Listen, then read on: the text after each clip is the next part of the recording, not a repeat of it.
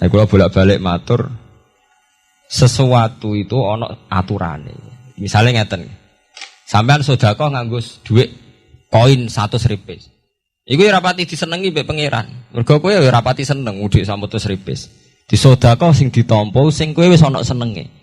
Misale 1000 utawa 2000, tambah kowe seneng tambah ditampa. Jadi kowe ora dadi sedekah kudu ana faktor disenengi. Misale sedekah ning santri sego mambu, gede jenenge ora seneng. Itu sami kalian arti ayat wa atal mala ala hubbihi. Dadi nak sedekah sing wis ana senenge. Paham nggih? Mergo nek kowe ora seneng disedekahno mboten. Mergo niku sebab nuzule ngeten wonten sahabat sing setengah medhit. Dadi nek panen kurma sing elek-elek disedekahno wong. Nah sing apik dienggo dhewe. Terus keturunan ayat ya ayyuhalladzina amanu anfiqu min thayyibati ma kasabtum wa mimma akhrajna lakum minal ard. Wala tayammamul khabitha minhu tunfiquna walastum bi akhidhihi illa an tuhmidu fi. Kowe nak sedekah ya sing apik, wong sedekah kok sing elek. Umpama posisi sebagai penerima ke nomor ambek merem. Umpama posisi kowe wong melarat dikek sedekah sego mambu ke nomor ambek merem. Wala tayammamul khabitha minhu tunfiquna walastum bi akhidhihi illa an tuhmidu napa fi. Jadi pokoke walhasil sedekah utawa apa sing kowe sono seneng. Ya sedekah bisa saged dhuwit amal apa sing ana seneng. Ngoten maksudnya panjenengan.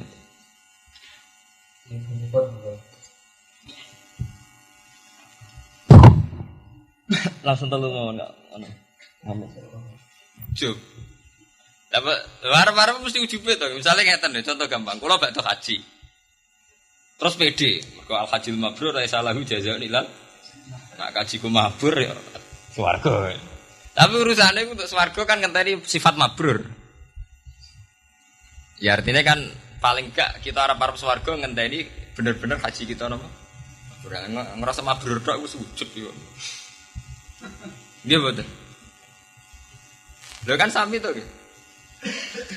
Semua janjine Allah tenggene manusa mesti dibarengi sifat. Artinya cara sakniki kriteria. Misalnya al hajjul mabrur laisa lahu jazaa'un illal.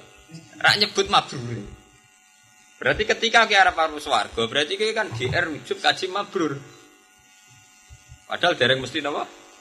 Mabrur. Salat nggih ngoten, nek wong nglakoni salat ngene-ngene iku diganjar ngene. Tapi urusane untuk menjadi itu ana syaratnya iku qad aflahal mukminun, ana sifate alladzina hum fi salatihim khashi'un.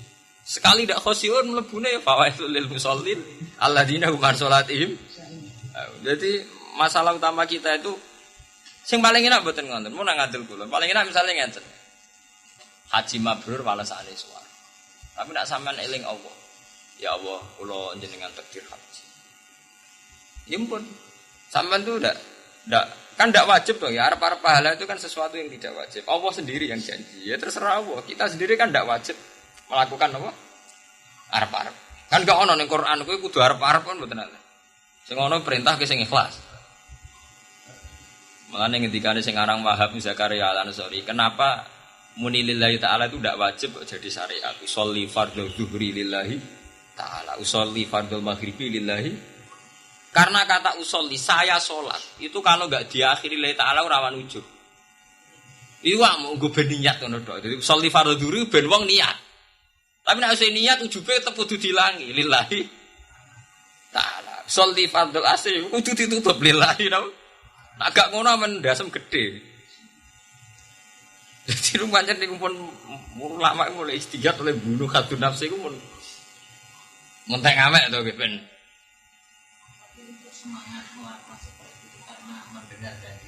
Ah, mboten nek wong ikhlas malah seneng Allah timbang jadi. Berarti yo iki ndek apa kok wis semangat. Lah nek sampean semangat krana janji-janji iku monggo nek rame-rame ngoten. Tapi ora ayem. Ora kelar suwe maksudnya ngoten. Bagi saya nak nyuwun itu. Tapi bayang none husnul khotimah itu ampun kok terus mlebu swarga utawi itu khotimah itu kan Nabi nyebut mangkana akhiru kalam la ilaha illallah napa? Ya Allah. Seperti husnul khotimah itu akhir hayat kita itu menyatu iman kalian Allah Subhanahu wa taala. Iman kana akhiru kalamihi la ilaha illallah dakhalal jannah. Sebab itu teng muin nak wonten keterangan ngeten.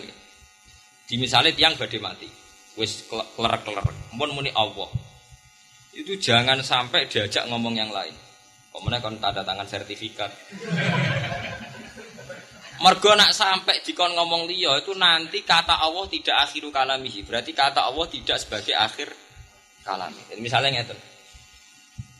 Pemene kiai tong juga ape mati. Terus baru ini Allah terus diling, Pak, pasti pondok waris sinten, Pak? Lah nak misalnya akhirnya nyebut Zaid, berarti akhir kalamihi kan Zaid, ora sida Allah. Tong juga. Pak, montor atau sawah sing bagian kidul kali ini bagian sinten, Pak? Anak itu bagiannya Amar. Berarti akhirnya kan gak Allah kata-katanya. Amar. Sebab itu husnul khotimah itu ngendikane muin diakali, disiasati. Nah, seorang sing sakarat wis muni Allah iku lereni. Akhiri semua pembicaraan duniawi ben akhirul kalamihi napa? Allah. Jadi husnul khotimah artinya akhir pungkasane. Sudah akhir pungkasane ngene kok. Mangkana akhirul kalamihi napa? La ilaha illallah dakhalal jannah. Terang ngomong ke mau terakhir masalah ini gua bid'ah niku pokoke nerangno bid'ah ku repot. Ora kok nek nerangno tenanan koyo wong alim terus sing bener Muhammadiyah. Wong NU seneng ibadah sing akal-akalan. Nah ibadah wong NU mulai nisfu Sa'ban sampai sing delimet. Kula niku lho jujur mawon iki. Wong paling bingung wong alim sing jelas nak nyangkut ibadah. Sampai nak ngaji muin koyo apa muin ngritik salat nisfu Sa'ban nggih mboten. Nggih mboten. Sementara kita sebagai NU di tradisi sholat nisfu Sa'ban. Sampai anak ngaji muin wah koyo apa ngritike kitab itu iku ning perilaku sholat 10 Muharram wah entek ngamek. Wah hadis dzalika maudhu'atun entek ngamek. Tapi kita duwe komunitas di jamaah sing prilakune. Nerangno bid'ah ku soalnya sensitif. Terus setidaknya ini sampun kalambah dene asarul muslimin tentang amal atau pikir arti akhir surah atau niku saya akun akhir ini dari ijazah Quran atau seperti itu. Ini kalau jawab ya, ini pertanyaan terakhir. Kalau jawab menyangkut bid'ah. Bid'ah itu persisnya kata bid'ah itu kan nyata. Ala wa iyyakum wa muhtatsatil umur. Fa inna kulla bid'atin dalalah wa kulla dalalatin. Nah, jadi asli redaksi Nabi itu ala wa iyyakum wa muhdatsatil umur. Kamu itu hati-hati terhadap hal-hal yang berbau baru. Berbau baru terutama yang terkait agama. Ini sing dimaksud Nabi man ahdatsa fi amrina hadza ma laysa minhu fa huwa raddun. Di agama kok mbok gawe-gawe nganggo aturan dhewe kok. Wa kullu bid'atin dolalah. Setiap bid'ah itu mesti sesat. Yaitu memperbarui agama. Itu sesat. Wakulah dalalatin. Nah terus kemudian ketika era ulama, kata era Imam Syafi'i, era Ahmad Hanbal, yang dimaksud bid'ah itu apa? Tarifnya bid'ah. Ada yang mentarifi mengada-adakan sesuatu yang tidak ada zaman Nabi. Itu mesti bid'ah. Tapi kan sesuatu itu kalah mbek fakta. Misalnya mbek fakta ngeten. Zaman Nabi ku wong ngaji ora nganggo muin, ora nganggo wahab. Zaman Nabi ku wong perang nganggo pedang. Apa saiki ya perang nganggo pedang senajan musuh nganggo pistol. Mergo zaman Nabi nganggone apa? Pedang. Kita di satu era sing nak ngaji nganggo pulpen, nganggo kitab. Apa zaman Nabi ngaji nganggo jalalain? Sebab itu takrif mengadakan sesuatu yang tidak ada zaman Nabi ditambahi mengadakan sesuatu yang tidak ada zaman Nabi dan sesuatu tidak Islami. Sebab itu terus dibalik. Ono bid'ah itu ada dua. Ono bid'ah dolalah. Jadi wis gawe aliran sesat dan tidak Islami. Ya taruh saja kalau Indonesia ini ono aliran Ahmadiyah. So aliran sing aneh-aneh to nggih. Ada bid'ah hasanah. Bid'ah hasanah itu ulama dulu kabeh nyontono kayak madrasah. Sistem madrasah itu kan enggak dikenal zaman ulama unas salaf. Tapi dipakai mulai periode Imam Haromain, Imam Juwaini, Imam Ghazali itu ada madrasah. Nah terus bid'ah itu berkembang terus. Nak sampean takok bid'ah, Mas Toriko ki bid'ah zaman Nabi ora ono wong dijak grudak-gruduk wiridan ning Pangdam, lapangan Pangdam Brawijaya. Istighosa kubra ning lapangan. Iki bid'ah kabeh to. Apa tahu Nabi wiridan ning lapangan? Ora usah salat isu Sa'ban apa ae ora ono to nggih zaman Nabi. Jadi masalah utama kita nek ikhlas kalian mboten. Salat isu Sa'ban misalnya. Selama diakhiri dengan lillahi ta'ala kan salat itu khairun maudhu'un fa'aksir au akillah. Salat pokoke apik. Cek kowe mbok akeh-akehno, cek mbok sithik. Pantangane salat namung wektu 5 kan. Fil awqat al makruha iku bar asar, bar subuh, zawalus samsi. Di luar itu mesti baik. Jadi salat sing mesti haram nu bar asar nganti surup, bar subuh nganti tuluus samsi karo pas subuh srengenge, pas zawal. Ini istiwa. Selain itu baik. Lah kemudian, nah ini sing mak dadi masalah kemudian ana amalan-amalan sing menunjuk waktu. Misalnya sholat nisfu Sa'ban, sholat tasu'a, sholat asyura. Tapi itu hakikatnya kan hanya penamaan. Saat kita sholat kan tetap lillahi ta'ala tuh. Misalnya usolli rok'ataini nisfa Sa'ban, tetap napa? Lillahi ta'ala. Jadi menurut saya itu tidak masalah. Sing masalah itu ketika nanti kaifiyah sholat orang kaya zaman Nabi. Mulane nggih nyuwun sewu nggih. Tiang-tiang NU sing alim niku gedeng Muhammadiyah perkara tarawih kan ndak masalah jumlah 8 sebetulnya. Protes kenapa 4 rakaat gak dipisah sampai tahiyat. Nggih betul. Kiai-kiai ngalime lho nggih. Kan ndak nyoal jumlah 8 nih. Lho masalah jumlah kan bebas to nggih. Ulama ijma salat 3 rakaat yo ibadah, 4 rakaat yo ibadah, 6 rakaat nggih. Lho nggih mboten. Fair mawon lho. Kan tidak harus 20 kan untuk menjadi ibadah.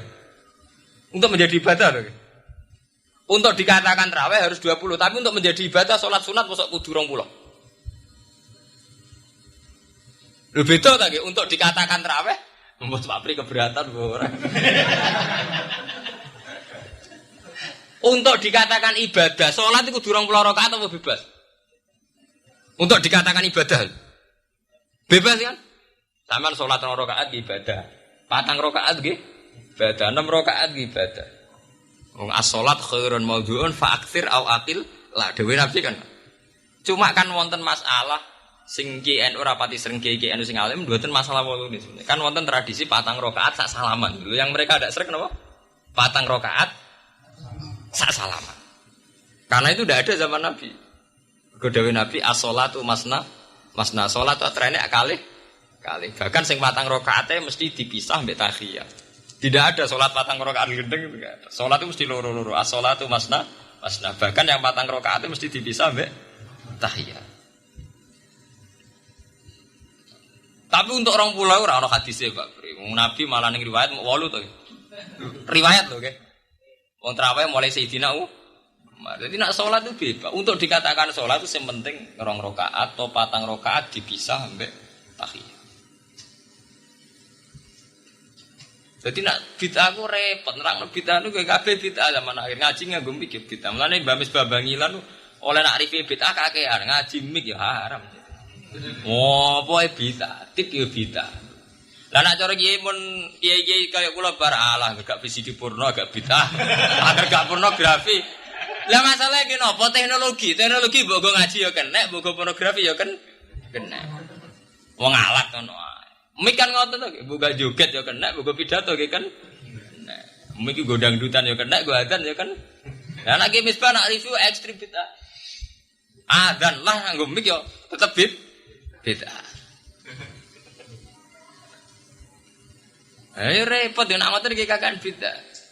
Mulane wonten tiyang sing rapati cocok misbah nak nggih guyonan. Nak ngoten bid'ah sedanten Pak, nyekel dhuwit bid'ah nabi ra nyekel dhuwit. Nabi zaman dhisik dinar to. Masalah bid'ah itu kabeh bid'ah, pancen erane ben. Nabi rene Pak Jaran, saiki ben Pak Jaran. Anane sakniki mobil. Misalnya di rusunan Nabi mangan kurma, untukmu lidas tenan. Jawa. Nah, nurut bid'ah mangan beras bid'ah, Nabi dari kur. Lalu dari Imam Syafi'i umpama bid'ah ditakrifi bebas, wong liyane Mekah bid'ah kabeh. Mengane wonten pertanyaan. Lah jubah niku sunat ta ora? Rata-rata ulama usul fikih darani gak sunat. Ke jubah pakaian Arab. Abu Jahal ning sejarah jubahan mboten. Lah sampean delok film-film Arab Saudi sing selingkuh sing Abu Jahal Abu Lahab gambare jubahan apa? Masa Abu Jahal pepen akal terus preman celananan jin kaosan ketat. Indonesia malah apik jelas. Gaya pakaiane wong dolim ku celananan jin suwek-suwek ambek kaosan ketat. Tangane tatona. Nah sing kiai ya lunak-lunak Bapak Pri. Lah nek wong Arab, versi film Arab lho, Abu Jahal ya jubahan, Nabi nggih napa? Jubahan, Umar nggih jubahan, sing wong nakal-nakal nggih napa? Lah nek ngono jubahan pakaiane Nabi pakaian Arab misale. Cara pertanyaan usul fikih kan. Jubahan gawan Arab apa gawane Nabi? Padha mangan kurma gawanane Nabi apa gawan mergo bangsa Arab? Lah nek padha-padha ngoten nek wong mangan beras beda. Sing sunat mangan kurma iki untu ning Jawa entek kabeh. Oh, mangan kurma nek isih untu Jawa entek loro mun. Mun linu to nggih. Wis ora warak linu. Masalah-masalah ngoten niku asline ku ngukumi wong perkara ora cocok ngono tok ujung-ujunge. Ana wong gedeng salat ning Pak Ban perkara ora cocok. Barang-barang asline urip ku cocok ora cocok. Nggak cocok golekno dalil, ora cocok difatwani. Asline ora ana apa-apa ning donya. Mulane jare sing aran Burda kan walantara min waliyin wa muntasiri bihi wala min aduwin wa ana mun fasimi ujung-ujunge wong nak seneng ya bela, nak gedeng ya ora bela.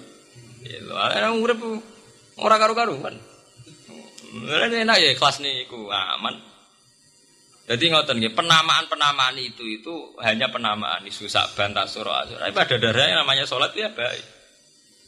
Lah eling pangeran ya apik. Misale istighosa kubra ning lapangan Pangdam. Ya bid'ah enggak, zaman Nabi ndak ada. Tapi masa eling pangeran kok elek. Sing elek panitiane biasanya. Rata-rata elek namanya nyangkut panitiane. Biasanya ngoten kan order king pejabat tertentu koordinasi massa. Nah jamaah ben ikhlas, tumpakno truk nyatane sing jamaah eling mbek nangis kok. Panitiane ora pati nangis. Mergo kan ana target politik to. Enak panitiane kan biasanya ngumpul massa kok ana kong kali kong politik to nggih wonten target napa?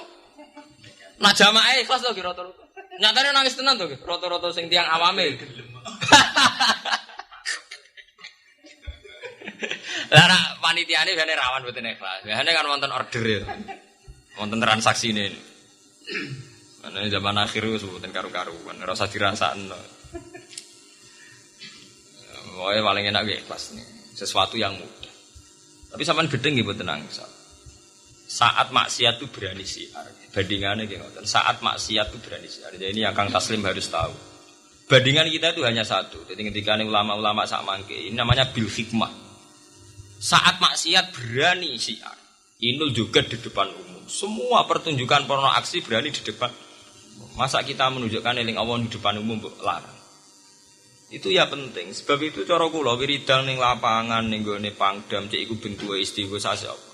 Jangan kita lawan. Nek ora cocok wis ora usah melok, tapi jangan kita lawan. Bagaimanapun kemaksiatan itu berani dengan siarnya. Masa kita taat rawani nganggo napa? Siar. Sebab itu salat jamaah itu fardu kifayah. Dan sholat itu syaratnya ikhlas. Tapi kenapa wajib jamaah? Sama delok teng kitab mu'in teng jamaah itu harus di depan umum. Ben dadi siar. Karena bandingannya itu ketika maksiat wani siar atau atra wani siar berarti selesai. Mulai kalau nanti ditangkal tikus, cara jenengan acara agama di TV kayak apa? Presenternya juga cantik wanita, penanyanya juga wanita juga cantik. Itu hukumnya gimana? Penayangan acara religius di TV. Jawaban saya sederhana, jika kita karena ketidakcocokan, misalnya penanyanya perempuan atau acara religius di TV itu artis tuh gitu. Memang rawan maksiat, mergo terjadi kumpulannya lanang wedok mboten mahram. Tapi bandingannya ada itu, ketika kita melarang, berarti acara TV wis total pornografi kabeh. Karena acara agama kita lah. Bandingannya itu dok. Dari segi kefiah jelas kita kadang tidak srek penanyanya perempuan, terjadi lanang wedok mboten mahram dan sebagainya. Tapi masalah, ketika itu kita lawan, kita tentang. Berarti entek tuh acara TV karek sing acara apa? Pornografi tok tuh gitu. Karena acara agamanya kita lah. Mulane ketika Syekh Abdul Qadir La yang bagi li faqirin ayatasadda wa yatasaddara li irsyadin nas illa an a'tahu ilmal ulama wa siyasatal muluk wa hikmatal hukama. Jadi di luar ilmu ulama itu ada siyasatal muluk, teknis kerajaan. Makanya teknis kerajaan itu tadi atas nama ilmu ulama kita mengatakan lanang wedok kumpul haram. Apalagi ditayangkan di TV di depan umum. Tapi atas nama siyasatal muluk teknis kalau kita larang berarti selesai, tidak ada acara agama di TV. Loh ini kan kita juga punya perhitungan gitu. Misalnya bupati kenal Pak Pri, kenal Ki. Atas nama kita ulama, wedi para subhat itu. Tapi nak kiai mau dipareki bupati, berarti para bupati gendho-gendho tok. Malah rawan bupati mau jadi tangan kanane gen. Piro-piro gelem kenal kiai nak menawa kena disarani kon ning masjid membangun masjid. Itu jenis siasatal muluk. Jadi Syekh Abdul Qadir sendiri ngendikan untuk menjadi fatwa itu harus mempertimbangkan ilmu ulama wa siyasatal muluk wa hikmatal hukama. Weleng-eleng. Wis aja mokong nganggo ilmu ulama.